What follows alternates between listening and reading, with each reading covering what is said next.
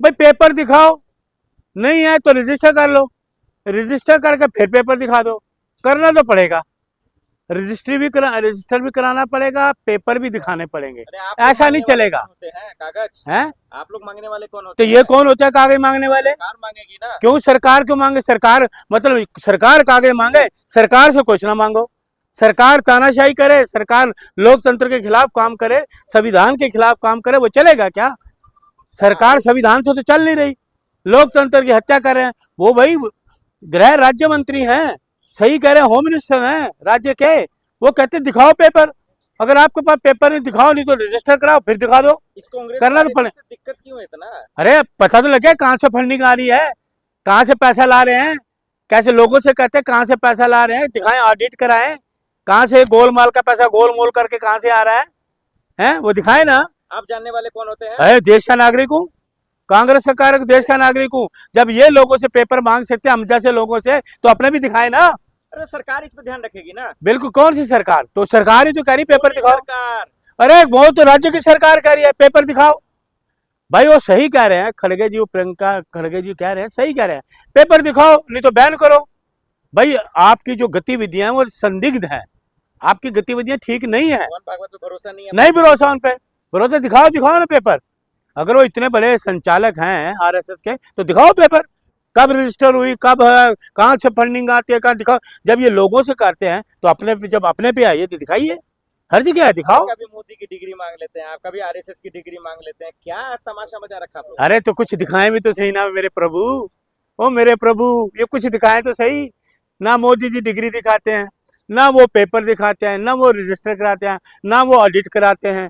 कोई तो काम ठीक करें, वो उनका कोई काम ही ठीक नहीं है। भाई कहाँ से पैसा आता है, कहाँ लगा रहे हैं उन्होंने। मैंने आज ही देखा कि अगर राज्य में 500 शाखाएं लगती हैं तो 500 का पैसा कहाँ से आ रहा है भाई? ऑडिट करो, दिखाओ ना, ऑडिट दिखाओ, करो ना, कैसे है उन्होंने ठीक सवाल है, उनके सपोर्ट करते हैं, चंदा आता है तो दिखाएं। वही अच्छा सुनिए, चंदा गोपनीय चंदा आता है ब्लैक मार्केटिंग से, या ब्लैक चंदा आता है, वो यही तो कह रहे हैं पेपर दिखाओ, आपका ऑडिट हो जाएगा, पैसा कहाँ से आ रहा है, कहाँ जा रहा है। इलीगल काम करती है तो सरकार एक्शन लेती तो आरएसएस की अनलीगली काम करती है, लीगल काम तो कोई है उन्होंने किया ही नहीं। पेपर दिखा दें, ये अनलीगल काम तो है, अगर आरएसएस है पेपर दिखा दो, नहीं है तो यही तो कह रहे रजिस्टर करा लो भाई, उनके राज्य में रजिस्टर करा लो कि आज हम रजिस्टर करा लेते हैं। पवन खेड़ा जी कह रहे हैं कि ईमानदार है तो रजिस्ट्री कराओ, बिल्कुल ठीक। देखिए पवन खेड़ा जी ने जो चीज सवाल उठाया बिल्कुल सही कहा। उन्होंने ये भी कहा पवन खेड़ा जी ने कि आपके पास पेपर नहीं है तो पेपर रजिस्टर कराओ, रजिस्टर करा के पेपर दिखाओ।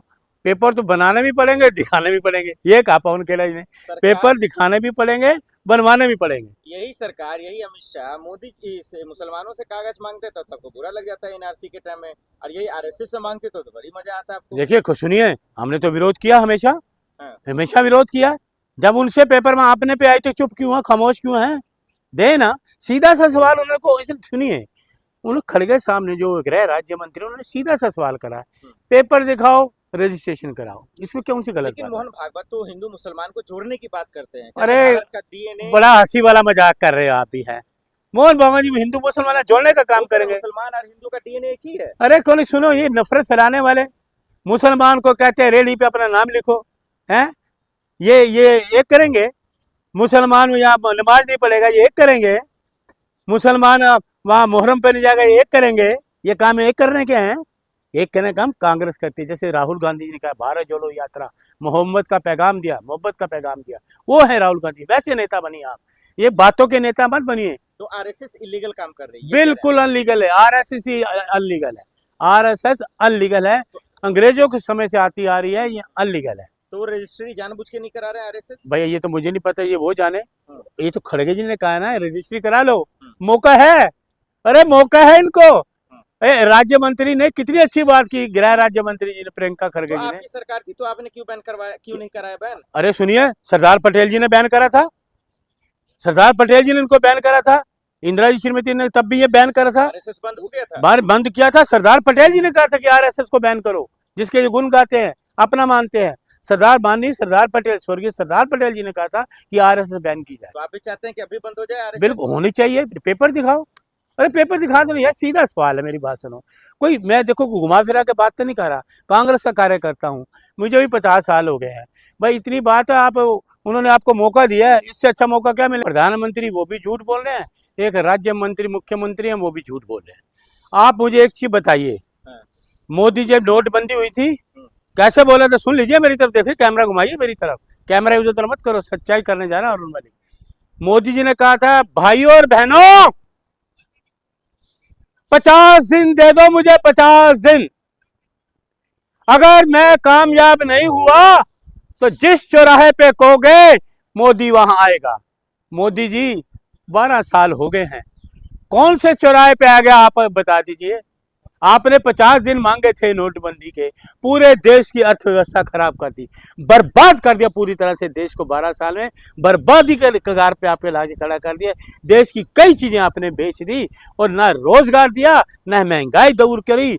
50 दिन मांगे थे, अब बताइए कौन से चौराहे पे आएंगे आप? मोदी जी बताइए। बोलते हैं, वो तो झूठ ही बोला है, 12 साल से झूठ ही बोलते हैं। उन्होंने सुनिए नोटबंदी करी थी, मेरे सवाल का जवाब दीजिए। हाँ? मोदी जी झूठ बोलते हैं, योगी जी झूठ बोलते हैं, दोनों ही झूठ बोलते हैं। जीत कैसे रहे हैं फिर? हैं? जनता उनके साथ कैसे है? फिर आप कहोगे मैं कहूंगा इलेक्शन कमीशन बेईमानी, फिर आप कहोगे आप राजनीति कर रहे हो। इलेक्शन कमीशन जनता नहीं इनको चाह रही, मोदी जी ने चलाया था। सुन, बिहार जीत लिया, हरियाणा जीत लिया, बंगाल जीत लिया, आज इलेक्शन कमीशन हटा दो, सारी सच्चाई सामने आ जाएगी, सारी सच्चाई सामने आएगी। ये क्या, सुन लीजिए मेरी एक बात और, ये कहते थे 50 दिन का ना अर्थव्यवस्था बिगाड़ दी सारी, रोजगार 2 करोड़ लोगों को रोजगार मिला नहीं मिला, कानून व्यवस्था, महंगाई, कानून व्यवस्था आज कहाँ है? सबसे बेहतर कानून व्यवस्था। हाँ। यूपी में जाके देखिए, अच्छा योगी जी का एनकाउंटर से थर-थर कांप रहा गुंडे माफिया। अच्छा, मतलब बिना वो मैंने भी देखा, वो क्या कहते हैं फेसबुक पे कि एक आदमी को पागल करार दे के और लोगों के सामने शूट आउट दिखा रहे हैं। शर्म नहीं आती? सरकार एक निहत्थे आदमी को शूट आउट कर रही है, शर्म नहीं आती? या कानून व्यवस्था? एक निहत्थे आदमी को घेर के तुम मार रहे हो,